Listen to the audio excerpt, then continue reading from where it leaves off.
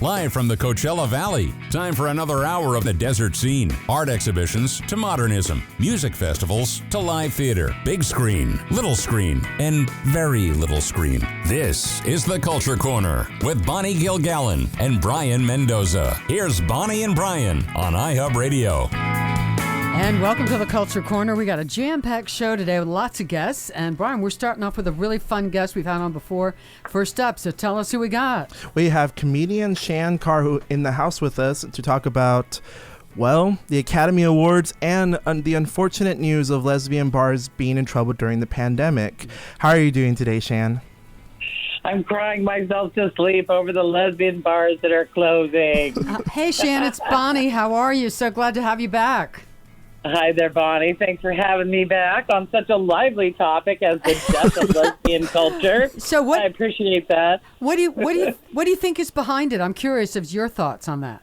Lesbians have never been able to keep their bars open throughout all of humanity. Every town has maybe one that in a lifetime kind of stuck for a chunk of years, and any lesbian bar that succeeds is unusual.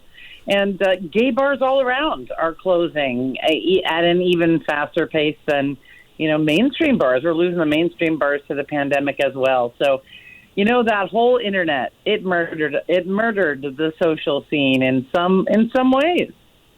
Now, I wanted to ask you about, now you said that lesbian bars have always historically been very difficult to maintain open. What do you think about the nostalgia that people have over what they call the golden age of lesbian bars in the 70s and 80s and 60s? Like, do you think that it was a lot more grim and that it had warning signs for the future? I really don't even, I may not think that deeply. I loved it. I spent all my days and nights in lesbian bars and gay bars. And as a comedian, we basically had our own kind of green book as gay people of every gay bar. And I would go on tour, based on what that book said was in this city or that city and where I could work or play. And there were always basically one lesbian bar to every 10 men's bars. Lesbians are on a lower income scale, and the desire to get drunk and mate is not as strong in women. Once you put two nesters in a bar, they're both trying to figure out how to get home. Yeah. And not even necessarily the same house. So lesbians have always been more of a party culture and a festival culture and a potluck culture. And, now with the internet, the meetups and the groups, they started a lesbian called fun-loving, single, no politics lesbians, which I don't think any of those things all exist in one person. But there is a page called that, and suddenly there were 10,000 women on it just weeks later, all complaining about not being able to find each other. But they're all on that little page together, so God help us. We're a difficult people. I have a quick question for you. Do you think that the gay community in general, or lesbians in particular, are a little more cautious? Is there a factor that they're maybe a little more cautious about the virus too, COVID? Again, I don't know that we can say that any subgroup of a subgroup of a subgroup was more cautious than any other. We're just as diverse as any other group of people, really. But I think, we're smart, we're thinkers, we're family, we think about nesting and protecting. And I think we were, as a group, interested. In the whole time, I've lived in Palm Springs for 23 years. There has only ever been a lesbian bar for 1 year of the 23 years that I lived here. That was maybe 10 years ago. And that same bar was a lesbian bar for a few years, 10 years before that. And so there has not ever been much of a culture of that here. But the Women's Jazz Festival and the pop-up socials that are monthly, and there's a million meetup to take a walk into Moose Park groups and hiking groups, and there's amazing. It's not the bar. The bar never really worked for lesbians all that well, except for in your 20s. Yeah. I think that's the case for a lot of groups where the bar scene is usually seen as the younger people scene, where they can go off and have a coming of age moment there where it's your first gay bar and you're seeing that and you're experiencing that, and it's a safe space. Whereas like when you get a little older, what were you about to say? Stay home. That's true. Well, you want to remember the person you just met. And now there are just so many other options. Even I would say in this town, the LGBTQ Center, the CV, now it's CV Center, is a great, I worked with them for over 10 years, and they're a touchstone. They're a great resource, and you can find the lesbians who want to do the thing that you want to do through those sort of community connectors. There's a lot of more reasonable, more effective, deeper ways to do that now. But we still want to go have a martini and talk trash about the three queens at the table next to us or whatever. Yeah. We can't seem to support our own venue. We're happy to crash yours. Well, let's talk about the Oscars a little bit. Yeah, definitely. Now, Shann, have you been able to watch every single film at the Academy Awards this year? I know every year you do at least watch most of them, if not all of them. Well, and I could have made it to all of them this year, but I seriously hit overload. There's one Best Feature, and there's one Best Actor. I think it's a total of like 40 movies that have been nominated in shorts and all that. And there's about 3 among them that I haven't seen. And one is because it's The Father about Alzheimer's. That's the only Best Picture. And I'm struggling with that with my mother, and I'm afraid I'll just cry and not come out of my house for 2 days. Yeah. It is a tragic movie. I would. And one still costs. I think it still costs $19.99 to watch it alone in my house too. The Father. Yeah. So it's the expensive ones and the terribly, tragically sad or difficult couple that I haven't seen. What stands out for you this year? I've seen almost nothing. What stands out for you this year as some of your favorites?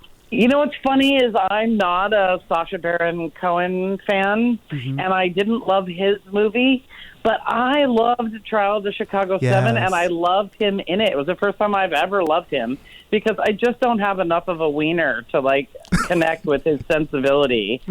Like, my brain cannot get that far out of human decency. And I'm a comedian. I mean, I have a low bar for decency and still considering it funny. But I loved Chicago 7. I loved it. It moved me.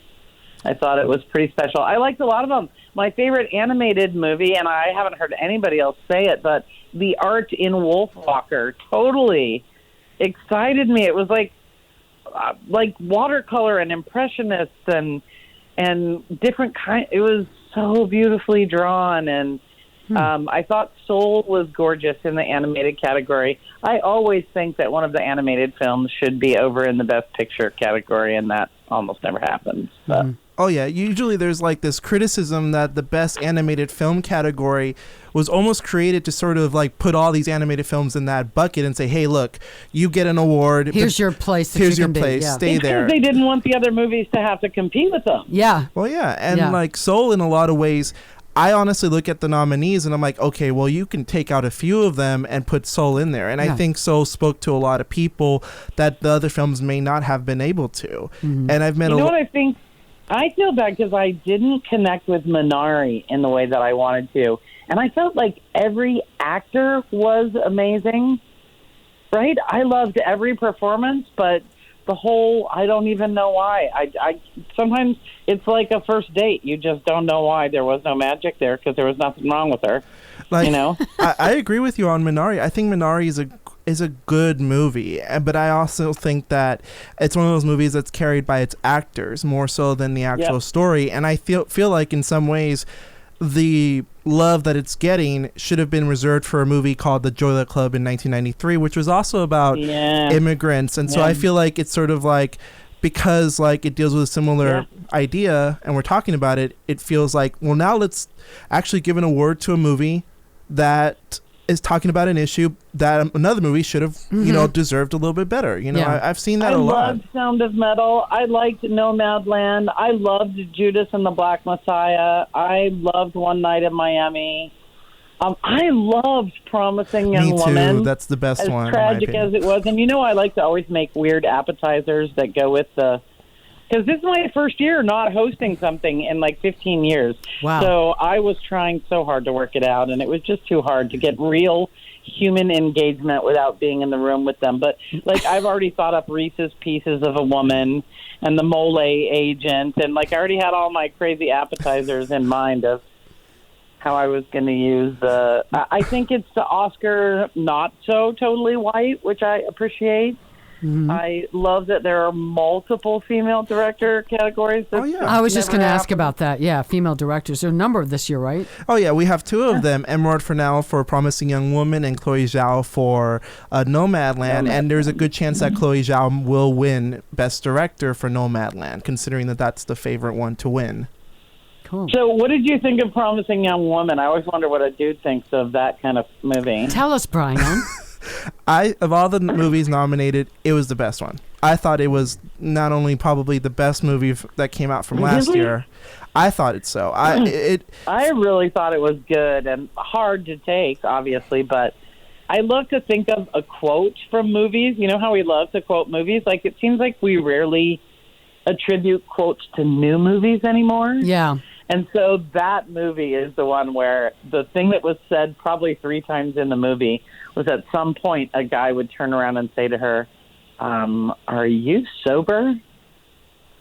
Oh, right? Yeah. Just before she would turn on them because she had been sober and pretending to be intoxicated so they would take advantage of her. And not to spoil moment. And not to spoil the movie too much, but I feel like the monologue at the end with her interaction, with her confrontation with I would say the main villain of the movie, that whole monologue I feel like is going to go down. Good. It's so good, and I feel like women, and especially young women in college, are going to use that monologue to get auditions because I feel like it really... Carey Mulligan... I didn't even think of it that way. I'm going to have to rewatch it now because my mouth was agape. Yeah. Oh yeah. Now I got to watch that one. I haven't seen any of them, but the previews of that one have really intrigued me. And the ending itself gets a lot of like controversy because some people feel like it's it's satisfying and others don't feel it's satisfying. I guess it's one of those movies where... Well, bummer for you then. It was satisfying and horrible. Me too. I thought so too. It was as horrible as it should have been, and if something could be both. I thought it was a great year. I thought it was a really great, fun, interesting, heartbreaking. There was a zeitgeist. There was one movie with a character that was in 2 movies. I think the racial struggle. I'm trying to think, who was it? I know the guy from the Black Panther. Chadwick Boseman. Well, because he was in Ma Rainey. Mom Rainey's Black Bottom, yeah, and I've heard great things about that. And he's probably going to win. He's probably going to be another actor that wins after he passed away. Posthumously. So sad. Yeah. And that isn't even what I was talking about. I was thinking that the character, the real person, Fred Hampton, was both in the movie about Judas and the Black Messiah. He's killed in that movie, and he's also killed in the trial of the Chicago 7. Oh, Jesus. So good. Oh, yeah. Right, both of those movies I thought had a super interesting, and you're right, the other overlap, too. Well, Shann, you are always fabulous to talk to. We love it. You have such great insight. Well, listen, stay safe, and next year, you'll know you're going to have that big Oscar party. Oh, hell yes, I am. We're looking forward to talking to you again. Stay safe. Thank you so much for being with us. We love talking to you. My pleasure. All right, we'll have more in the Culture Corner in just a bit.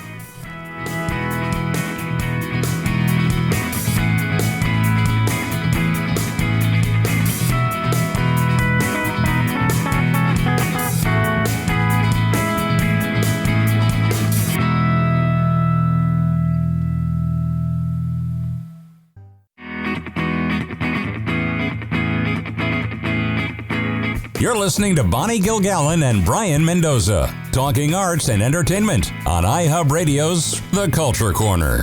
Here are Bonnie and Brayan. On this segment of The Culture Corner, we're going to talk about a scandal that we haven't been able to talk about too much, but now I feel like we're getting to a point where it has sort of reached an ending of sorts. The Scott Rudin scandal over on Broadway. For those of you who don't know, Scott Rudin is a film, television, and theater producer. He has produced the following movies: No Country for Old Men, Lady Bird, The Girl with the Dragon Tattoo, The Social Network. His Broadway credits include The Book of Mormon, the revivals for Hello Dolly and Fences, and he's produced a lot big career, yeah, a pretty big career. But he's also had the reputation of being one of the most toughest, most abusive bosses in the entertainment industry. And on April 7th, 2021, a couple of weeks ago, he was accused by numerous employees that spoke to the Hollywood Reporter about a very horrible record, a long-standing pattern of these abusive behaviors, throwing stuff, and emotional abuse too, and in one instance, smashing an assistant's hand with a computer. It is. That's no excuse for that. I'm sorry. That's assault, really. That's assault. And one of the things that was interesting that I feel like there's sort of this toxicity in our culture regarding bosses. Have you ever been in an industry, since you work in the entertainment industry yourself, Bonnie, have you ever heard someone say, that person's tough, but he's good at his job, or he's just tough, you'll be rewarded if you work with him. Yes, I've heard that, yes. And do you ever feel like, I feel like in many cases that's just horrible. Like it's just a horrible thing. Yeah, frankly, I don't think it's an excuse, because it's a choice. To be abusive and be a jerk and be nasty is a choice that person makes. And you can always make another choice. There are plenty of people who make the choice not to be abusive and a jerk, and who is equally as talented. So but that's a cop-out. I don't want to hear that excuse. Well, they're really talented, but they're yeah. No, it's a choice. No, I agree with you. I think in many ways, I think what we do in our society is we see, let's say, a tough man, but we don't realize, no, that's not him just being tough around the edges. It's being a jerk. That's being a jerk. Yeah. And I feel like we uplift them way too much. Mm-hmm. And in the case of Scott Rudin, because he's produced movies that have won awards and all that, people want to let him slide. They want to let him slide. And now that Scott Rudin has actually said that he's going to take a step back from being a producer in film and streaming, and he said that he's also going to take a step back from being actively a participant in his Broadway productions, because he was going to produce the revival for Oklahoma and Moulin Rouge. Now, for Moulin Rouge, Karen Olivio, actress on there, she actually left Moulin Rouge because of him, and she said that for her, being on a great Broadway show like Moulin Rouge is not as important to her as people's lives. She felt that justice matters more. Yeah. And so and then later on, Hugh Jackman has even said that they're going to try to restructure the Music Man, not Oklahoma, to try to be a little bit more a safer environment for the actors, because when you have someone like Scott Rudin at the head of it, it creates this toxic atmosphere. Absolutely. And Scott Rudin actually released a statement saying that he is profoundly sorry for the pain my behavior has caused, and I take a step back to commit and grow.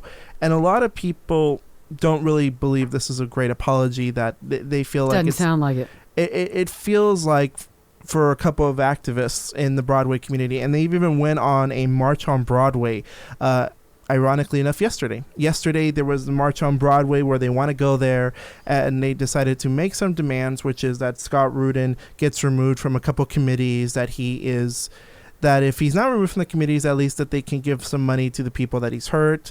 And also the idea is also to demand equity with Broadway, to be able to provide a safer space for trans and non-binary performers, and that the women performers should be paid as much as men, and that there should be a more space just to be a little bit more thoughtful about it. So they're using so a lot of these activists who are also actors, the Scott Rudin event is sort of like this catalyst for a lot more greater discussions about how actors get treated and all that. Two real quick things. Equity. Equity is the Stage Actors Union, and they've got rules, and I'm surprised they haven't stepped in or made, and maybe they have, I don't know, made some statement, because producers and directors are subject to the same kinds of rules of not abusing people that actors are, and actors are supposed to be protected.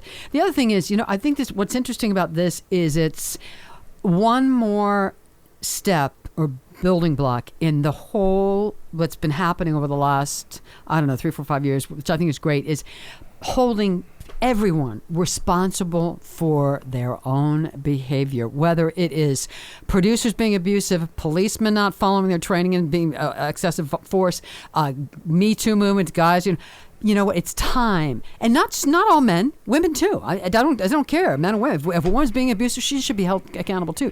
People are tired of letting people slide on this kind of stuff. Yeah, and especially in the entertainment industry where it's like, maybe we shouldn't normalize these behaviors, and we also shouldn't be calling things like the casting couch, or that shouldn't be like an actual thing.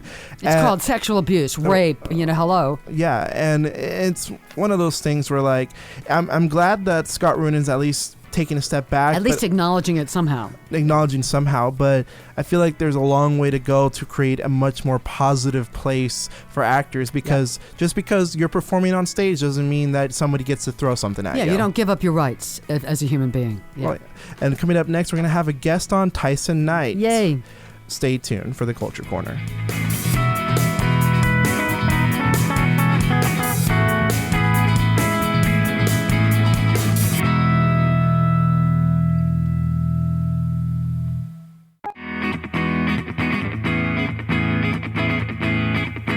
The curtain rises on local and regional arts and entertainment. From music to theater, films to fine art, it's the Culture Corner. Get connected. Call 760-544-TALK. That's 760-544-8255. Here's Bonnie and Brian on iHub Radio.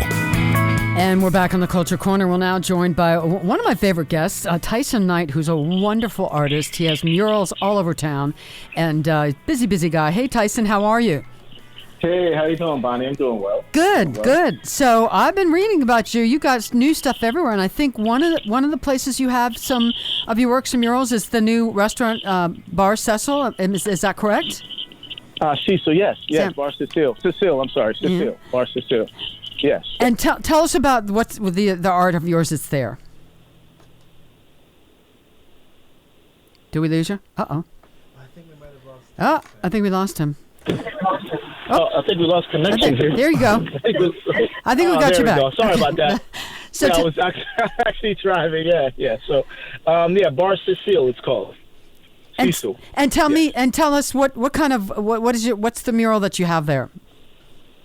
Well, they wanted me to actually. It's based on Cecil Beeston, who was an artist over in the United Kingdom, UK area, and they wanted to do something inspired by his work. So that was the whole premise of the all the murals there. So I came by, and they wanted me to do like really these kind of like handprints and these really cool like little like shells with these little really like mythical goddesses on them. So it was really, really cool.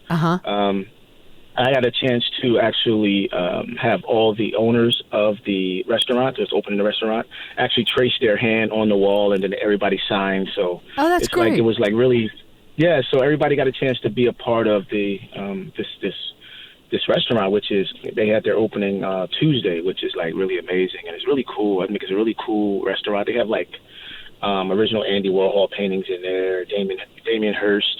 And things of that nature. So it's a really, really cool place. Yeah. So and now, excited about that. To be a part of that. Did they open this past Tuesday or next Tuesday? I think they had the grand opening this Tuesday, actually. Okay. If I'm not correct. Yeah, I read that they had it opening this Tuesday. Excellent. Yeah. So what else? I know you're always out and about, and so what else are you working on these days? Well, I'm still doing my mentoring with my with my middle school students, but now I've actually taken on 3rd, 4th, and 5th graders as well. So now I'm mentoring at the elementary level as well, and we're doing that through Zoom. So that's really cool. But we want to come to an end because the summertime. So I think the last class I have with all of my students is in May.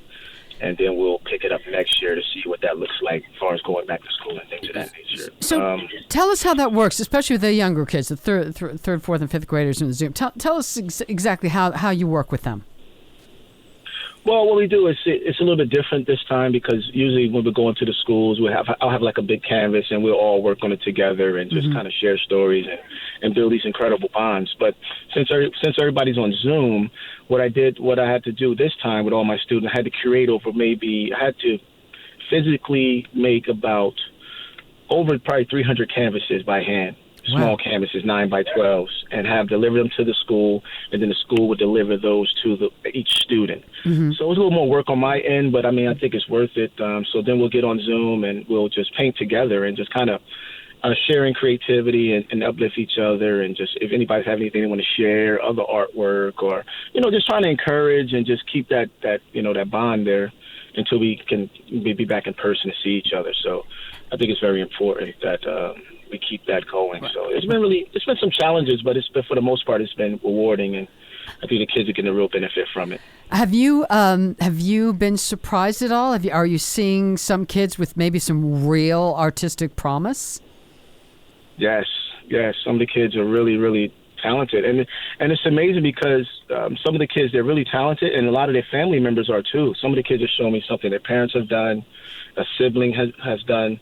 Really, really, really, a lot of really good talent out there, and I'm just excited that I'm able to help them cultivate that talent in a sense where they can be encouraged to pursue that as a career as they get older. So there's some really talented kids out here. They just need someone to just kind of give them that that inspiration, and they won't be afraid to share their creativity with others around. They won't be afraid and feel ashamed to express themselves artistically. So that's what I really work on the most, is to make the children open up and just share dialogue amongst each other without feeling judgment. Right.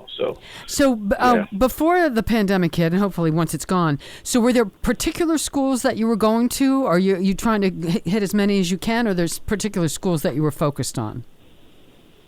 Well, through the Palm Springs Unified School District, there was particular middle schools that we were keyed in on. So we're still going to those particular middle schools, just in the Palm Springs Unified School District.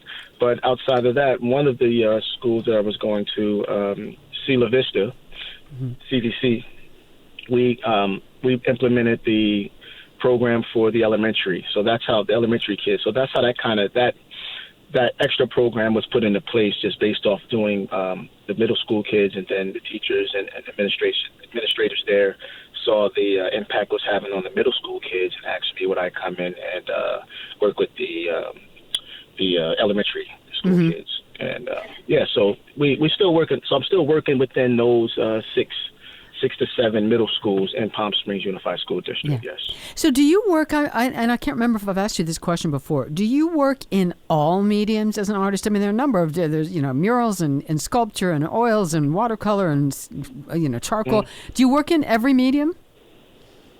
No, I don't work in every single medium, but I do dabble in other areas. I also do photography. Photography, sometimes I don't work with watercolor too much, but I do work with all different mediums like oil, acrylic, spray paint. So I do kind of jump around a little bit. When I was younger, I used to do a lot of oil paintings, like fine art oil paintings. So I have some of that skills there too. So I kind of lean on that every once in a while if I need to. But I jump through certain mediums, but I've never really gotten to sculptures or anything of that nature. That'd be something fascinating to maybe one day down the line try out. Yeah. What about? I know that you were had this project where you were working with some homeless folks who turned out to be really amazing artists, and some of them had really their life experience, their lifestyles had changed. So what's happening with? Do you keep in touch with those folks? Yeah, I do keep in touch. One of my I lost touch with, 'cause I think they moved out of the area. But one particular homeless man that I was really built a real good bond with was Scratch. So I see him from time to time. I know it's a couple of programs that we put him in to help him out, but I think he has more of he wants to kind of do his own thing. But we've been really pushing to get him in some type of affordable housing or something to just get him off the street. So he still continues to do his art. We talk, occasionally. We see each other, we hang out, talk about art and things of that nature. So he's doing pretty well. Yeah. Good. So I wanted to touch a little bit on. We're a art/culture show, not real political, but I just wanted to ask you what your feeling is, because you do so many murals and so many things out in the public, and you mentoring people and homeless folks and kids.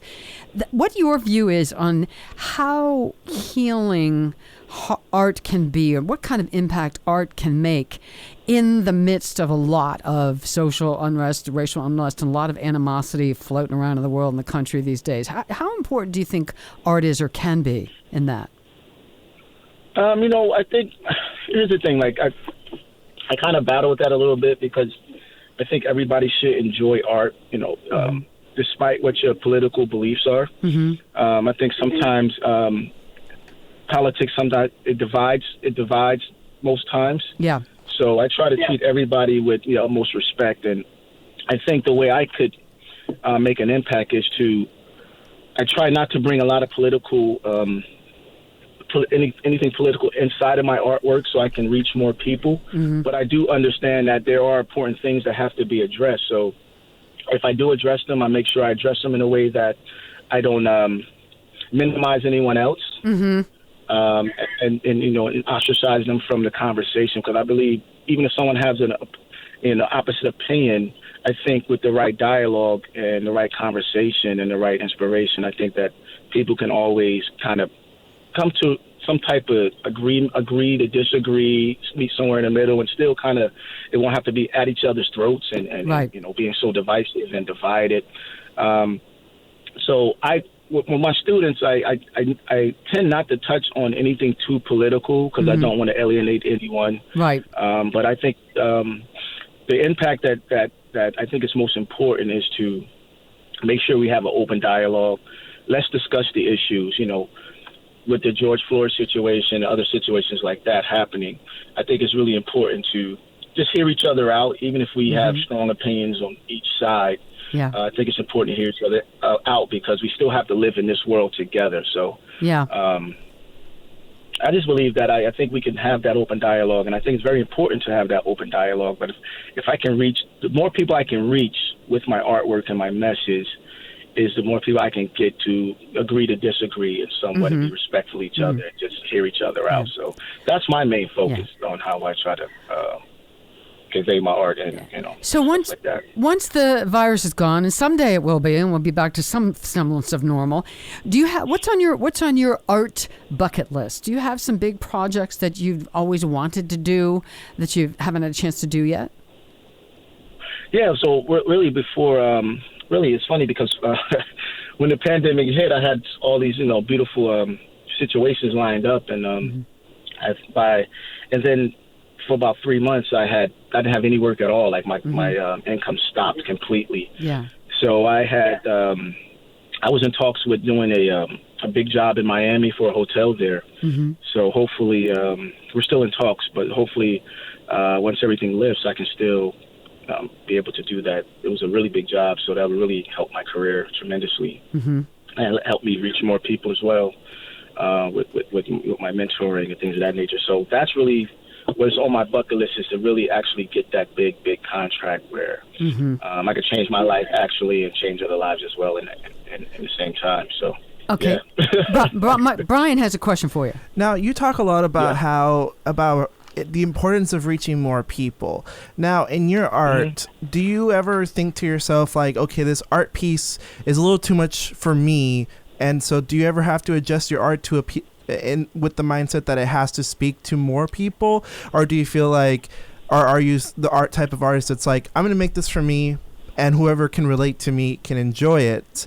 Or interesting, because I know you talk a lot about the importance of reaching people, so I wanted to know your art process when it comes to wanting to reach more people. That's a great question. Okay, so basically, when I create, like when I'm just painting just from my own inspiration, I don't paint unless something inspires me. So I don't even pick up a paintbrush or any art tools until something inspires me. So I work from that perspective. So when I'm creating that actual artwork, I know I'm creating it for a better cause. A lot of people tell me a lot that they feel happy when they see my artwork. So that's a great thing because I create off inspiration. Now, on the flip side of that, if I'm doing some custom artwork for someone, then I will have to cater to more so of what the they client want. wants. Yeah. We are out of time, Tysen. Thank you so much for being here. You are fabulous. What's your website, real quick? What's your website? My website is TysenKnight.com. That's TysenKnight. TysenKnight.com. TysenKnight.com. Great. Thank you, guys. Thank you so for much. having me. You're fabulous. Thank you. We'll be back with more on the Culture Corner in just a moment.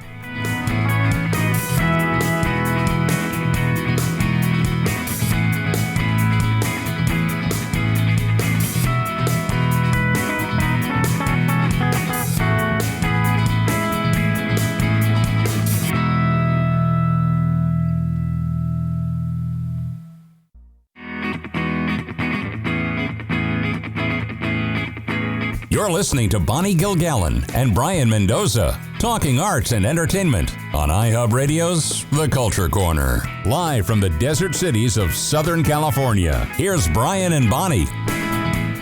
On March 30th, Sharon Stone released a book, her memoir called The Beauty of Living Twice. I'm going to get that. I'm going to read it. And Sharon Stone is one of those, I'm going to be honest, I love Sharon Stone. I do too. I think Sharon Stone's one of those actresses that, you know, she won an Oscar, but I still think she's underrated. Mm-hmm. Like, I feel like for me, some of my favorite performances from her are in Casino. And for me also, Basic Instinct was well, I don't know if I would say so much it was a great movie. I think it's more of I'm going to be honest, maybe more of a very fun movie. It's a very entertaining almost movie. a cult classic in some ways. But I think her acting was good in that. Oh, yeah, certainly. Yeah. And she definitely deserves all the sort of respect she has gotten for that role, where her character in that movie is considered one of the great screen villains. I was going to say scream villains. Villainesses, yes. Villainesses. And Catherine Trammell. Now, everybody knows that Catherine Trammell in the film Basic Instinct is very famous for being a very seductive, very sexual character. It's an erotic thriller. So the movie, directed by Paul Verhoeven, has been famous for that very...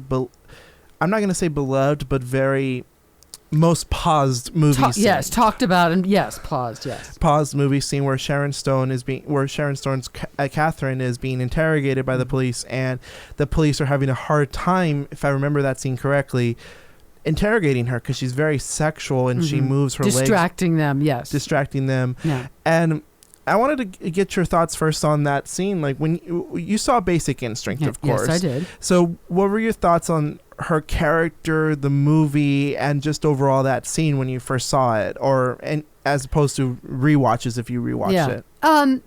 Well, it was a little shocking at the time, although it fit with her character and it fit with the sort of tone of the movie. So it wasn't jarring in that sense, but it was a little stunning at the time. It was a very fast moment on screen, but... Yeah, because like when I was watching it, I saw it again and I thought, I'm going to rewatch this scene.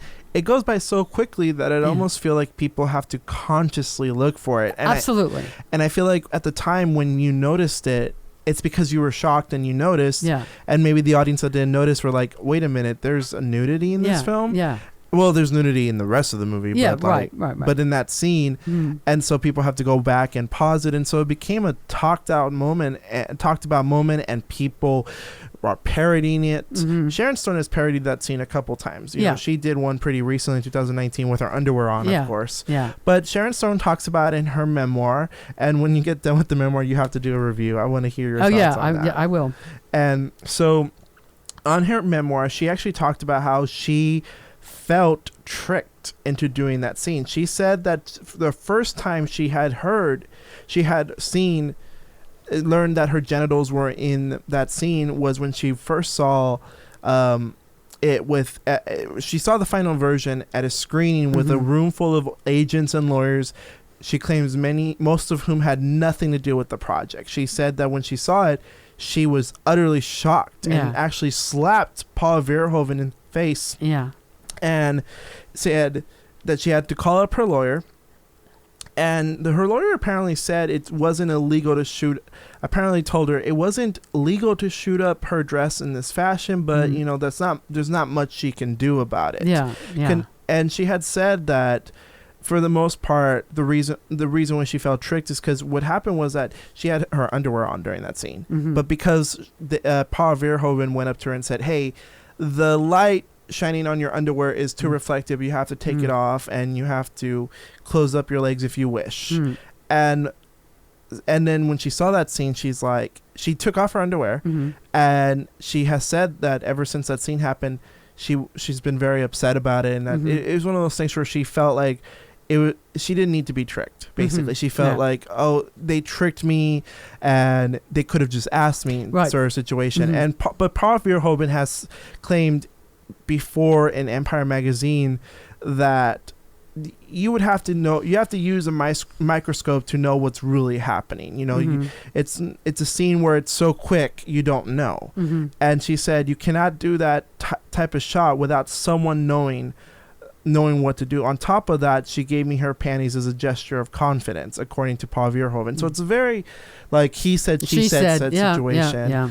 But to sort of play the advocate for Sharon Stone, I will say, if that is true, that is a very sad situation. That it was pretty tacky that he came up with that a bogus excuse like that. Yeah, and I think in a lot of ways, like Sharon Stone, she has every right to view that scene the way she does. Like I feel like no matter how it is, it's very clear that she isn't a big fan of that scene. Yeah. And to be honest, I do kind of blame fans a little bit for that attitude, because I mean, how many immature boys have seen that movie and probably have told her stuff about it? And I've shown that movie to my parents just sort of to see how they would react to it now, and they thought it was a good movie, but they didn't ogle. My father didn't even ogle the screen about it. Like, it was just like, oh, it's that villain. Like, and so I feel like we're getting to that point where we can look back at scenes like that and realize, hey, that's a good scene because of her acting, not because she was nude or anything like that. But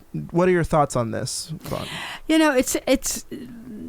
It's a weird question. I mean, I think it worked for her character in that film, because that's the way she was, Catherine Trammell, or whatever her name was, a villainous but very sexual. So it was something that her character might do.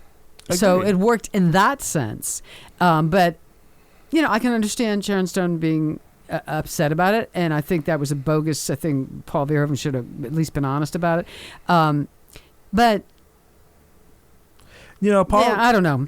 It's complicated. Yeah, because Paul Verhoeven afterwards has had sort of a history of his next couple movies were Showgirls, a movie that's infamous for nudity. That was really trashy. That was a trashy movie. I did see that, and it was, please. Oh my gosh. My brother saw it the other day, and he just said, okay, enough. Like, this is it's getting to a point. It's distasteful, And I've actually enjoyed Showgirls in the sense that you can laugh at it, at how trashy it is.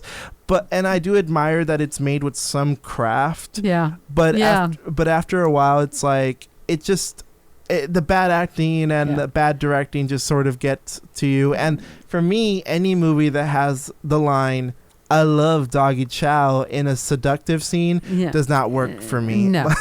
I mean, you almost felt like you had to take a shower after you got out of that movie. Yeah, it was just kind of, And the thing is that it just shows that Paul Verhoeven has actually talked about in interviews that for him, he views sexuality in movies as an insight into like persona, like how we view our society and all that, and he doesn't view sexuality as like a big deal, which is sort of like because he's European, so that is a very European sense in describing one sexuality. Thing I can say is I wouldn't want to date him.